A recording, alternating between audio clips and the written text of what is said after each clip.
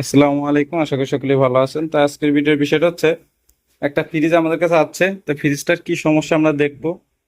তা যেটা প্রথমে সমস্যা, আপনাদের ভাই ডালা একলাই খুলে পড়ে যেতেছে।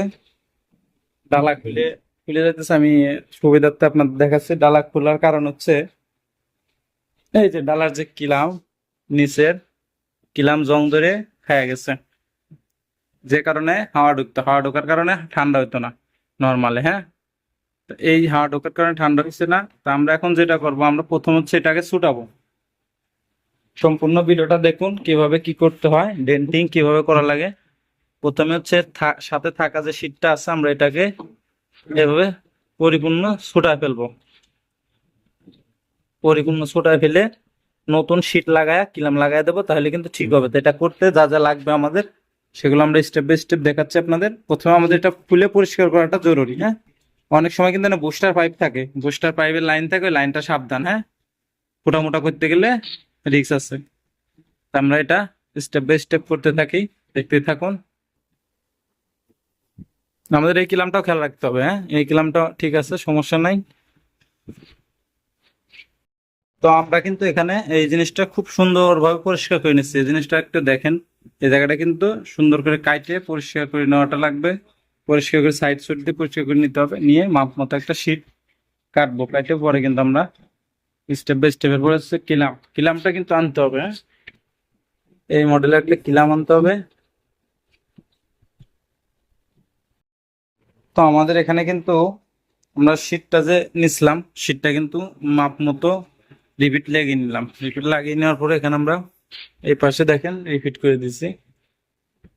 নিচে এই পর্যন্ত আছে। হ্যাঁ, নিচে জং ধরে গেছে, নিচে কিছু করার দরকার নেই। তো এই পাশেটা যেটা করব, আমরা যে কিলামটা আমরা আনছি, আমরা যে কিলামটা আনছি, যে দেখতে পাচ্ছেন, এই কিলামটা আমরা এখানে ব্যবহার করব। হ্যাঁ, কিলামটা আমরা এখানে ব্যবহার করব।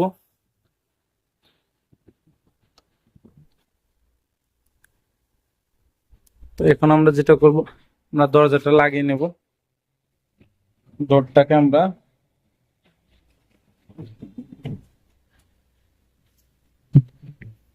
ডটটাকে আমরা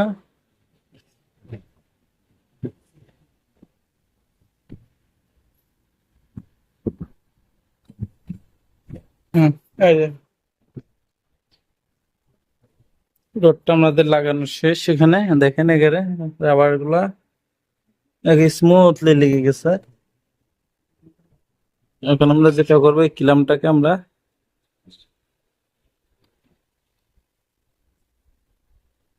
এখানে লাগানোর ব্যবস্থা করব, তাহলে কিন্তু আমাদের জিনিসটা প্রপারলি ওকে হয়ে যাবে। তবে কিলামের এখানে আমরা একটা সাপোর্ট দেওয়ার জন্য শীট কেটে নিলাম। মোটা সাপোর্ট মানে ডাবল করে দিয়ে এটার সাথে লাগিয়ে দেবো, যাতে মজবুত হয়। আমাদের এখানে কিন্তু লাগানোটা কমপ্লিট হয়েছে, দেখতেই পাচ্ছেন যে এখানে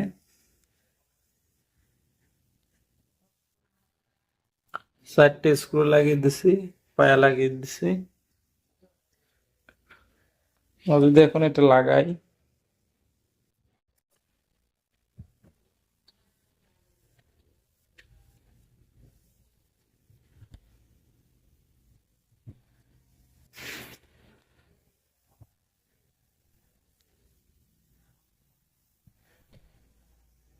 একবারে মিশে থাকে। দেখতেই পাচ্ছেন যে কোনো ফাঁকা নাই, যে টুকটাক ফাঁকা আছে এটা বাইন্ধে রাখলে ঠিক হয়ে যাবে, যেহেতু শীট লাগানো।